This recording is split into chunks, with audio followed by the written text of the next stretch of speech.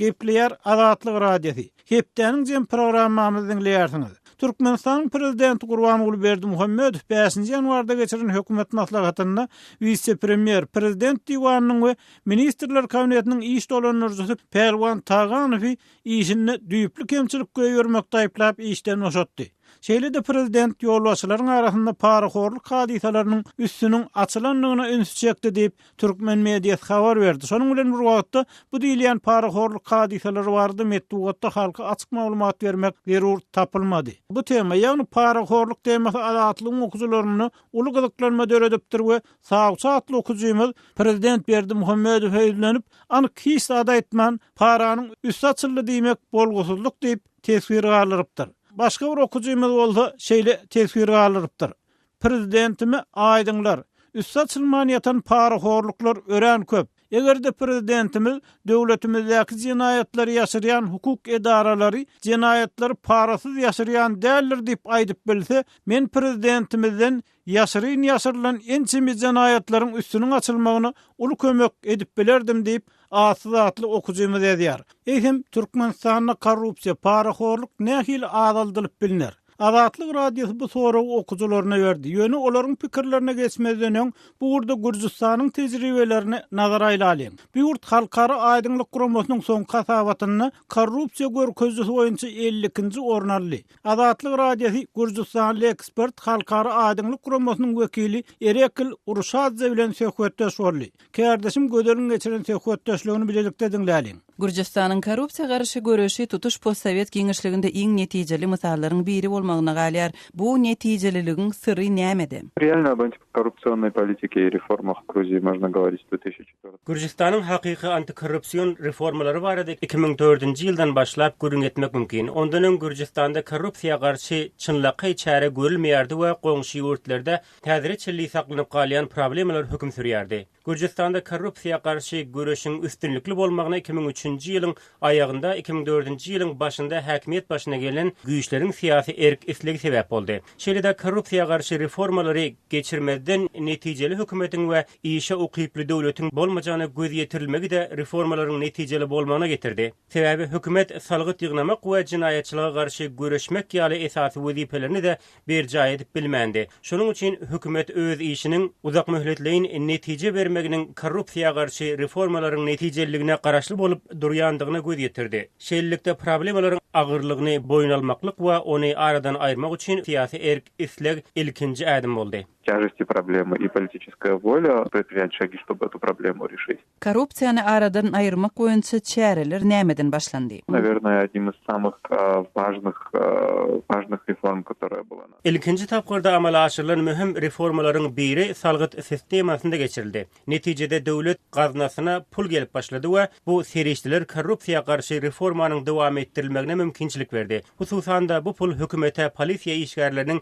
beýleki döwlet edaralarynyň işgärleriniň aýlyklaryny köpeltmäge mümkinçilik berdi. Umuman iş ýüzünde amala aşyrylan takyk çäreleriň arasynda bir näçesini belläp bolar. Birinciden korrupsiýa baş goşýan häkimiýet başyndaky adamlary, wezipeli ýolbaşçylary we resmileri çynlaky ýyzarlamak işi başlandy. Ýüzlerçe adam tutsak edildi. Ençem adam işden gowuldy. Esasen polisiýada köpçilikliň işden çykarylşyk boldy. Ýagny kanuny goraýjylyk prosesi alınıp baryldy we paraxorlyga ýüzuran adamlar jinaýat jogapkärçiligine çekildi. Üstesine döwlet administrasiýasy derejesinde dürli gullyklaryň işiniň aýdynlygy artdy. Bu şol sanda elektron hyzmatlaryň ençemesiniň girizilmegi bilen bagly boldy. Köp hyzmatlar elektron görnüşinde şol sanda internet arkaly amal açyrylyp başlandy. Bu açyk aýdynlygy artdyryp korrupsiýa üçin mümkinçilikleri çäklendirdi. Şeýle-de çäreleriň netijesinde Gürjistan hiç bolmanda kiçi derejedäki döwlet idaralarynda korrupsiýany ýok etmekde üstünlük gazandy. В сокращении уровня коррупции, по крайней мере, на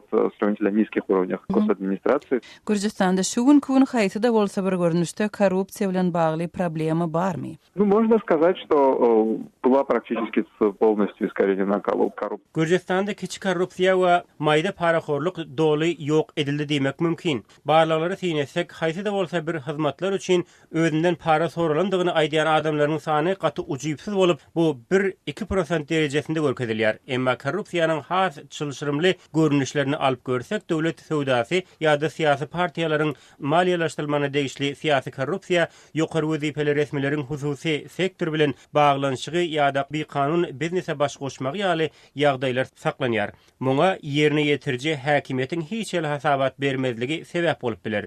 Belki postsovet döwletlerinde bolşy ýaly Gürjistanda da ýerine ýetirji häkimiýet agdyklyk etýär. Уровень подотчетности исполнительной власти, как и во многих постсоветских странах, в Грузии исполнительная власть доминирует.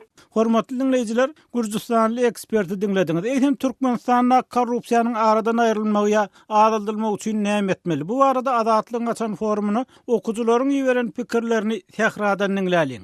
Dogry aýtsam, nireden başlajagmy bilmän galym. Hemme yer para, dogrulygyna hemme yer.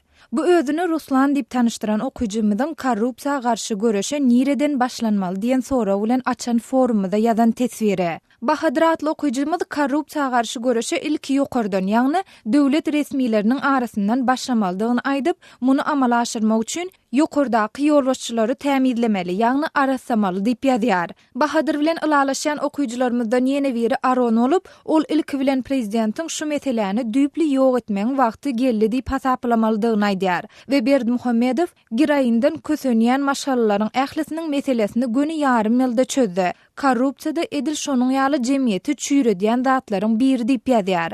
Aronyň aýtmagyna görä ähli adamlaryň gözüniň öňünde para alınýar we berilýär, emma hiç kim hiç zat diýmeýär.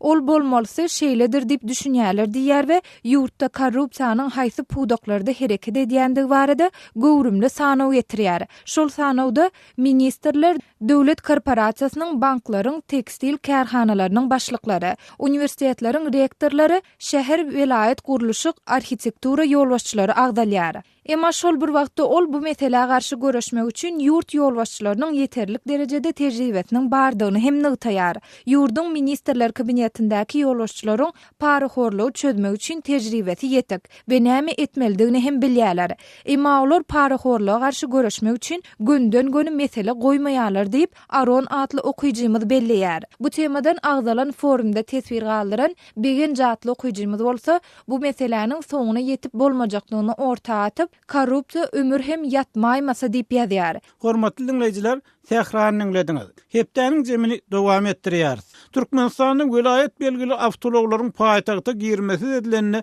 2 aý çemes wagt boldy. Azatlyk radiosu bu gadaganlygyň kanuny esaslary barada daşary ýurtda ýaşaýan Türkmenistanly ýurist, Türkmenistanyň garaşsyz ýuristler birleşiginiň agdasy Timur Misrhanow bilen söhbetdeş boldy. Kardeşim gölerin geçiren söhbetdeşligini bilelikde dinläliň. Türkmenistanda häzirki wagtda sebäbi düşündirilmezden we hatda gadagançylygyň bardygy barada resmi taýdan ilaty habarly etmezden vilayet ulaglarynyň paýtagta goý berilmezligi raýatlaryň haýsy hukuklaryny depelýär. Я могу сказать, что в первую очередь это власть Türkmenistana нарушает. Birinji nowatda Türkmenistanyň häkimetleri ýurduň konstitusiýasyny ödýärler. Türkmenistanyň baş kanuny her bir raýata erkin hereket etmek hukugyny kepil etýär. Şeýlelikde transport gatnawyna degişli kanun ödülýär. Kanunda adamlaryň awtologly, otly ýa uçurly hereket etmegine degişli hukuklar kepillendirilýär. Türkmenistanyň adamlaryň hereket azatlygynyň çäklendirilmegi, diňe bir ýurdun öz kanunlary bilen çäklenmän siýasy we raýat azatlyklaryna degişli halkara kanunlara da ters gelýär. Kanunlarda adamlaryň hem ýurdun içinde hem de daşynda erkin hereket etmek hukuklaryna kepil geçilýär. Свободу передвижения всем гражданам внутри страны и также за пределами. Türkmenistanyň welayet ýaşaýjylary paýtagta goý berilmezliginden şikaýet edip öz hukuklaryny kanun ýetadynda talap etmek isleýän ýagdaýynda näme etmeli we nire ýüzlenmeli? В данном случае мы сейчас говорим о конкретном случае, когда Welayet ulaglarynyň Aşgabatda goý berilmezligi barada aýdanmazda biziň maglumatymyza görä Türkmenistanda bu urda hiç il resmi karar ýa-da kanuny üýtgetme ýok. Şeýle ýagdaýda Türkmenistanyň raýatlar häkimetleriň edenetlikli hereketlerinden ard edip, mesele kanun esasynda seredilmegini talap etmäge hakly. Sebäbi Türkmenistanyň raýatlaryny administrativ instansiýalardan sud edaralaryna çenli öz hakyny talap edip, ýüz tutmagy hukuk berýän kanunlar bar. в административные органы и судебные органы также. Öz hukugyny goramak isleýän adamlar nämeden başlamaly? Раз нет никаких постановлений передвижения, значит, не может быть. Raýatlaryň hereket azatlygyny çäklendirmek boýunça resmi kararyň bolmadyk ýagdaýynda welayet ulaglarynyň Aşgabatda göwerilmän saklanylmagyny, ulag sürjüleriň ellerinden sürjülük şahadatnamasynyň alynmagy ýaly wakalaryň bolmagyny kanuny esas ýok. Şeýle ýagdaýda duçar bolan raýatlar özlerinden edilen talaplar ýa-da bekanun hereketleri barada suwutnama toplanmaly. Ya şaýatlaryň görkezmesi bolmaly. Bolup geçýän ýagdaý surata düşürmeli, ýazga almaly. Ya da meselen polisiýa kimdir bir ýeriniň sürjülük şahadatnamasyny elinden aljak bolsa, muňa dil hatyny talap etmeli. Dokumentlarynyň nuskalaryny toplap suwda ýüz tutmaly. Ýöne dokumentleriň diňe nuskalary tapşyrylmaly. Asyl görnüşini özüňde saklamaly. Käbir adamlar suwutnamalaryň bolmalygy sebäpli öz hukuklaryny goramak mümkinçiliginden mahrum bolýarlar. На том основании, что у них нет никаких доказательств. Hormatly dinleyijiler, Türkmenistanyň garaşsyz ýuristler bileşiginiň agzasy Timur Misirhanow bilen söhbetdeşligi dinlediňiz. Eýsem bir ýagdaý bardy. Siz näme pikirde? Pikirlerinizi paýlaşmak üçin Azatlygyň web saýtyna girip tesbir ýazyp bilersiňiz.